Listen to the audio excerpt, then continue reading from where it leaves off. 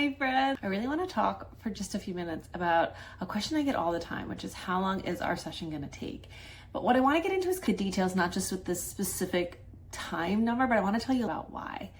Typically a photo session, I always say for a standard nuclear family, it's going to take about 45 minutes. If it's an extended family, I then will use the words about an hour. That's how long I like to give for the time for an extended family.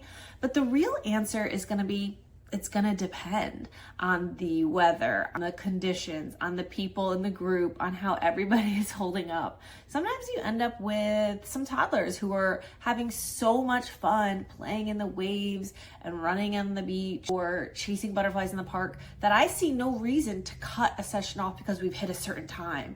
If there are photos happening, if there's life happening and it's creating opportunities for us to photograph, but also to just be casual, relax, have some fun together, I'm not gonna stop your session. If it's a full session, it's just not gonna happen. We might be chit-chatting and vibing and having a great time talking, and then we're gonna be together for longer. The amount of time taking the photos might not be a full hour, but we might be hanging out for an hour because we're having such a great time, getting along so well. And I'm a talkative person. I never see the reason to cut somebody off and send them home because we've hit your time limit. You're not paying for your photo session based on your time. It's a big misconception. People will say, I don't think I need 45 minutes. I think I only need 30. What you're paying for is the experience. Sometimes it might be 20 minutes. We get every photo you could possibly dream of. Everybody's got eye contact when we need it, not when we don't. Everything's perfect. And in 20 minutes, we've knocked it out of the park. And you're off to your next adventure and things are great. Typically I like to say 30, but like I said, we're gonna vibe with the mood. I don't see a reason to rush you out of there for any reason. What I really like to do is get all of the important photos that I know are on my shot list in the first 15 minutes, 20 if I'm going slow.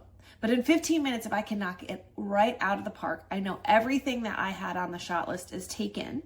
We've got all of those photos, maybe only in one location or one backdrop, but we've got them all. Then we can flip flop to another backdrop and see what other photos can develop, see what other situations we can get into, see what other fun we can create. That's when I tend to find on that second kind of like set backdrop, that's when things get so relaxed, so casual.